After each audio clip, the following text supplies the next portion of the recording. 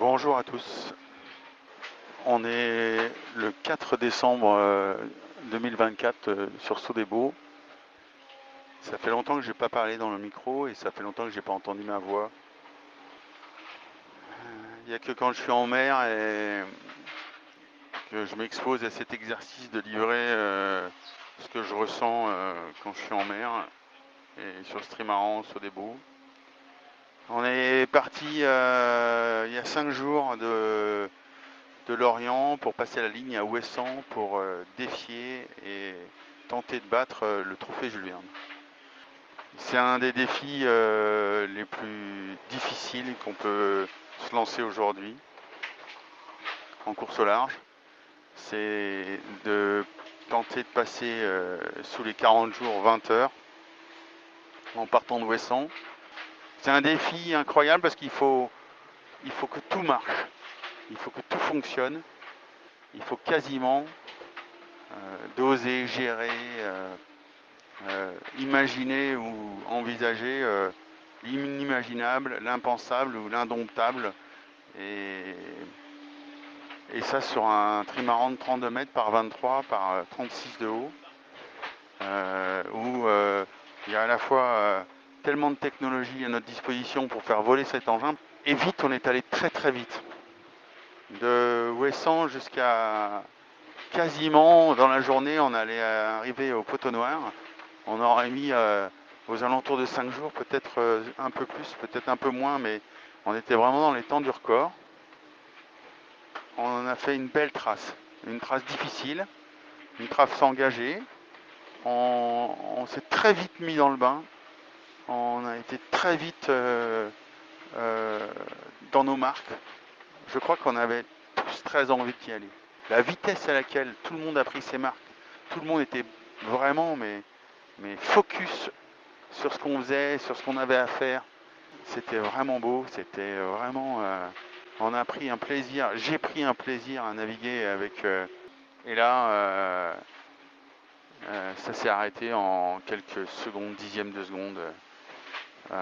On a arraché notre safran central, c'est un des gouvernails avec lequel on contrôle le bateau. Et là, il n'y a pas de possibilité de continuer sans cette capacité de corriger ou de gouverner le bateau, que ce soit en lacet, c'est-à-dire en direction, mais aussi en vol et en altitude et en attitude du bateau. Donc d'un seul coup, en un claquement de doigts, euh, le rêve s'arrête là ou s'interrompt, où la dramaturgie fait que voilà, il faut prendre une décision et elle est très rapide à prendre collectivement, c'est de rentrer. Le diagnostic est là, le safran est coupé net, il s'est arraché. Et encore une fois, est-ce que c'est la force qui était assez importante dessus? Est-ce que c'est structurel? Je ne sais pas. Réponse, il faut vraiment qu'on sorte tout de l'eau pour avoir ce diagnostic. Mais par contre, le pronostic de continuer ou pas est tout de suite très clair. Il faut arrêter et rentrer.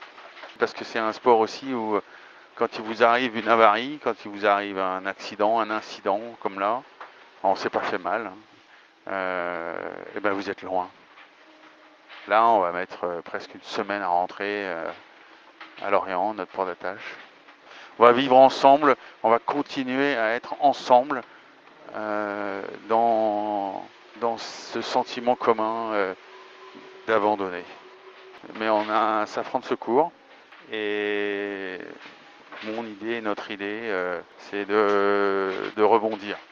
Ça bascule très vite en se disant il n'y a pas de dommages collatéraux, on est capable, on va tellement vite, on est tellement bien là ensemble, on est capable de faire tellement de choses qu'on va apprendre, on va comprendre et on va en faire de nouveau quelque chose.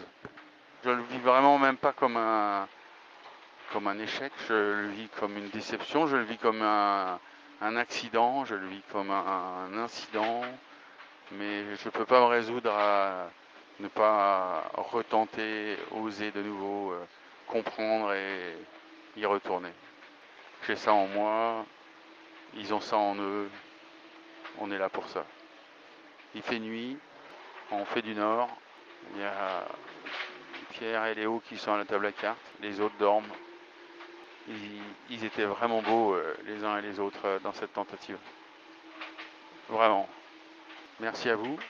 Je ne sais pas si vous vous réveillerez ou si vous allez dormir avant d'écouter ça. Mais à très bientôt.